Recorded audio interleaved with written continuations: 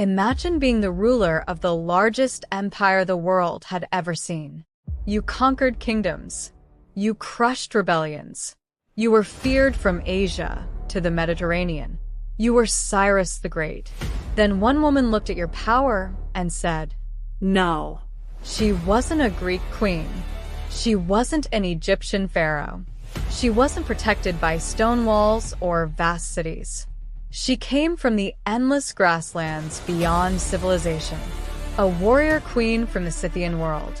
And according to ancient historians, she defeated Cyrus the Great himself. Then she fulfilled a promise so terrifying that history still remembers it more than 2,500 years later. She cut off the conqueror's head and plunged it into a container filled with blood. Was this vengeance, propaganda, or one of history's greatest acts of justice? Tonight, we uncover the extraordinary story of Tomyris, the queen who challenged the mightiest empire on earth. By the 6th century BC, Cyrus the Great had become a legend. Founder of the mighty Achaemenid Persian Empire, he conquered the Medes, Lydia, and Babylon. Entire civilizations bowed before him. Ancient writers praised his intelligence and military brilliance. To many, Cyrus seemed unstoppable. But beyond Persia's northeastern borders lived fierce nomadic tribes the Persians struggled to understand. Among them were the Massagetæ, horse warriors of the vast Eurasian steppe. Their queen was Tomyris, widowed, experienced, respected, and absolutely unwilling to surrender. She governed not from marble halls, but from horseback. Instead of invading immediately, Cyrus made an unusual move. He proposed marriage. Ancient historian Herodotus claimed it wasn't love. It was strategy. If Tomyris accepted, Cyrus would gain control of the Massagetæ without war. But Tomyris understood exactly what he wanted. She rejected him, publicly. It was more than a refusal. It was an insult to imperial ambition. For the first time in years, Cyrus heard a word he rarely encountered. No. War became inevitable. Cyrus crossed into Massagetæ territory.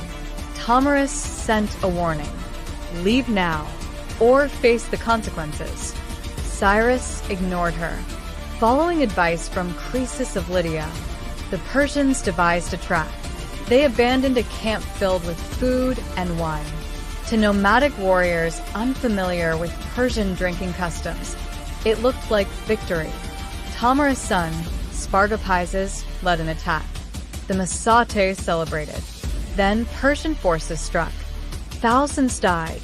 Spargopizes was captured. When he realized what had happened, he took his own life. Tomyris was devastated. But grief soon transformed into fury. If you're fascinated by the forgotten warriors and queens history textbooks rarely discuss, subscribe now. Share this documentary with someone who loves true history. And turn on the notification bell so you never miss the stories that changed our world. Now, Tomyris was about to make a promise Cyrus would regret forever. Tomyris sent a message to Cyrus. According to Herodotus, "You have my son through trickery. Return him and leave my land. If not, I swear by the sun, I will give you your fill of blood." It wasn't empty rhetoric. The queen gathered every warrior she could command.